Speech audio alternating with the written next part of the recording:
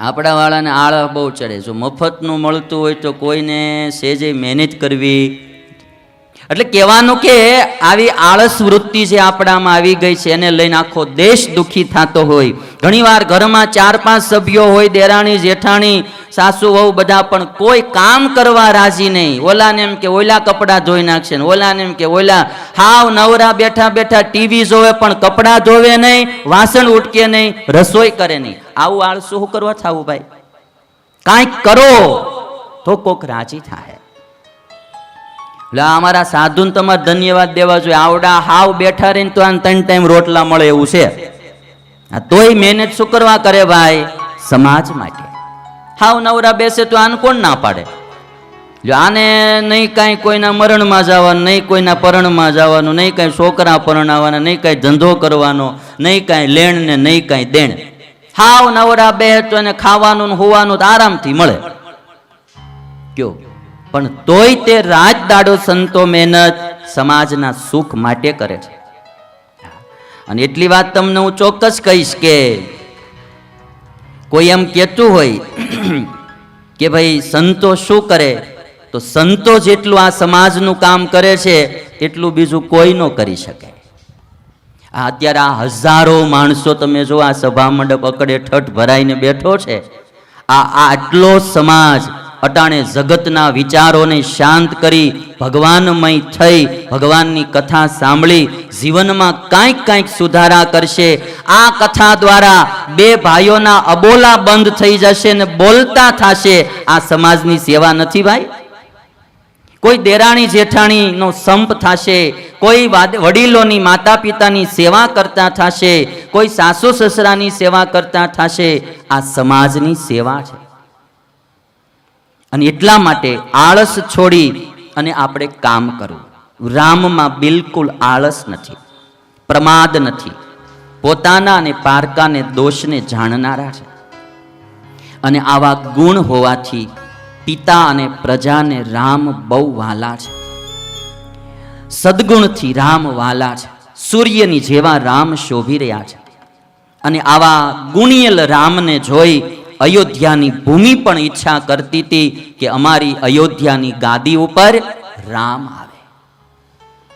અને આજના જમાનામાં આપણે બધાએ એક વાત તો યાદ રાખી લેવી જોઈએ, ગુણિયલ માણસો જ ગાદીએ આવવા જોઈએ. પછી તમે તમારા મોહ પકડી રાખો એ ખોટી વાત છે. અમારી નાતનો છે તો એ જ આવે, અમારા પક્ષનો છે તે જ આવે.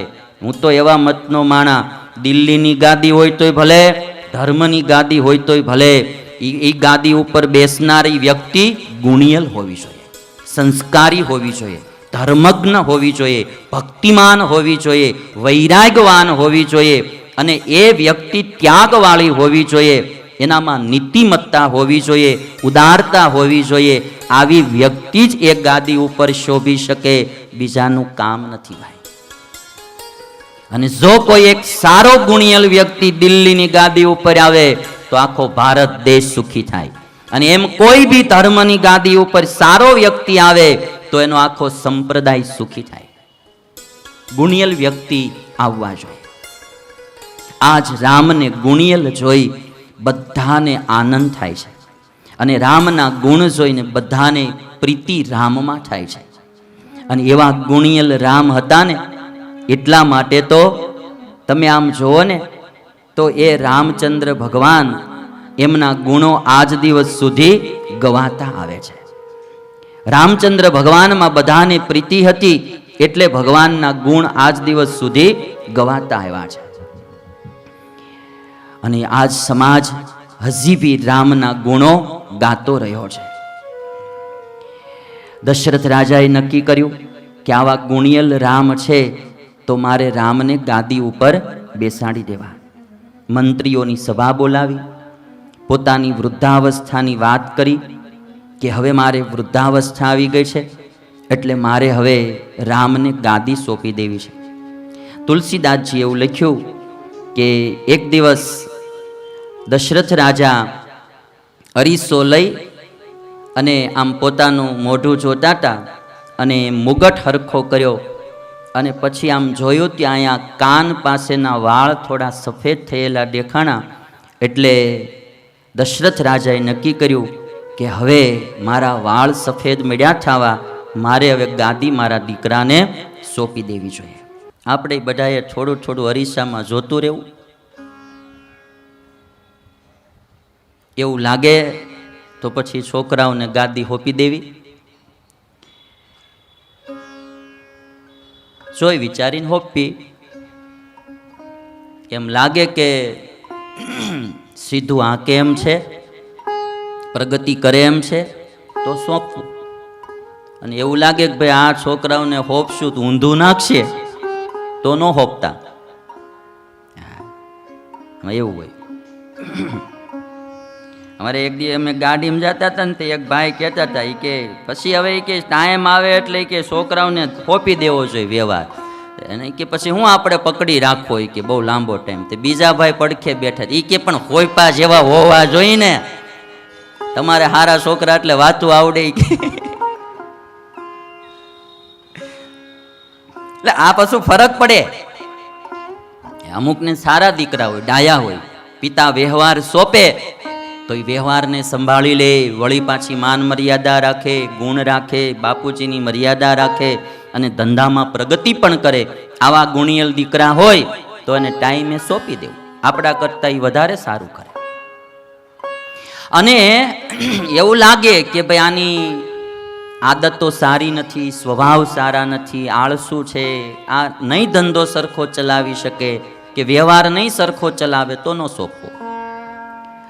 અને ઘણી વખત સોંપ્યા પછી પણ માતા પિતાઓએ થોડીક એના ઉપર વોચ રાખવી જોઈએ, દેખરેખ રાખવી જોઈએ. હાવ છૂટા ન મૂકી દેવા. ઘણીવાર હારા જોઈને સોંપ્યું હોય પણ ભવિષ્યમાં પાછું એ ઊંધું પી નાખે, માટે જરાક દેખરેખ રાખવી. પણ સમય આવે હોપી દેવું. નહીં હોપીને તો એ આંચકી લે.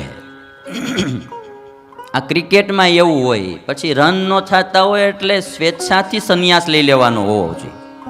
અને જો ન લે તો પછી બોર્ડવાળા લેવડાવીને ઘરે ફરફરિયું મોકલે, હવે તમારે આવવાનું નથી. એ બહુ પાકું છે. એટલે એમ ક્રિકેટમાં સંન્યાસ લેવાનો આવે. પછી એને ખબર પડી જાય કે હવે આપણાથી રન નથી થતા અને નવી પેઢી સારી રન કરે છે, તો રાજીનામું પદ દઈ દેવું જોઈએ, સંન્યાસ લઈ લેવો જોઈએ. એમ હરેક ક્ષેત્રમાં એવું હોવું જોઈએ. રામચંદ્ર ભગવાને નક્કી કર્યું ગાદી રામને સોંપી દેવી. જ્યારે સ્વામિનારાયણ ભગવાનનો પ્રસંગ જોવો તમે તો સહજાનંદ સ્વામી રામાનંદ સ્વામી પાસે આવ્યા. આ તમારી રામની વાત આવે એટલે ગ્રહસ્થને લગતી વાત આવે, અને અમારા ત્યાગીને લગતી વાત જોવી હોય તો સ્વામિનારાયણ ભગવાનનું ચરિત્ર. સ્વામિનારાયણ ભગવાન સહજાનંદ સ્વામી રામાનંદ સ્વામી પાસે આવ્યા. 1.5-2 વર્ષ જ થયા હતા. સ્વામિનારાયણ ભગવાનની ઉંમર ફક્ત 20 વર્ષની જ હતી. 11 વર્ષ ઘરે રહ્યા, 7 વર્ષ વનમાં વિચરણ કર્યું, 11 ને 7 18, 2 વર્ષ ગુરુ ભેગા રહ્યા. 20 વર્ષની ઉંમર હતી. રામાનંદ સ્વામીએ જોયું કે આ સહજાનંદ સ્વામીનામાં 55 સદગુણો રહેલા છે. મારે આને ઉત્તરાધિકારી સ્થાપી દેવા જોઈએ. મારી ધર્મની ગાદી આ ગુણિયલ વ્યક્તિને સોંપી દેવી જોઈએ. અને 20 વર્ષની નાની ઉંમરમાં સહજાનંદ સ્વામીને એમના ગુરુ રામાનંદ સ્વામીએ પોતાની ધર્મધુરા સોંપી દીધી. હવે તમે વિચાર કરો કે એ ધર્મધુરા જો રામાનંદ સ્વામીએ મરતા સુધી એના હાથમાં રાખી હોત તો એ વિકાસ કેટલો થાત. અને સહજાનંદ સ્વામીના હાથમાં એ ધર્મધુરા આવી તો આજ સ્વામિનારાયણ સંપ્રદાયના ડંકા ભારત દેશમાં નહીં, અમેરિકામાં ને યુરોપમાં પણ વાગે છે. આજ હિન્દુ ધર્મના ગૌરવ કરાવે, હિન્દુ ધર્મનું ગૌરવ કરાવે એવા મંદિરો જો કોઈ વિદેશોમાં હોય તો એ સ્વામિનારાયણ સંપ્રદાયના મંદિરો છે. અમેરિકાની પ્રજાને પણ એમ જોવાનું મન થાય કે હાલો આ સંસ્કૃતિ જોવા જઈએ, હાલો આ નકશીકામ જોવા જઈએ, હાલો આ સ્વામિનારાયણ ભગવાનના મંદિરે દર્શને જાય. એ લંડન હોય તોય ભલે, એ અમેરિકા હોય તોય ભલે, ઇન્ડિયાનો અને હિન્દુ સંસ્કૃતિનું ગૌરવ વધારે એવા મંદિરો આજ સ્વામિનારાયણ ભગવાનના છે.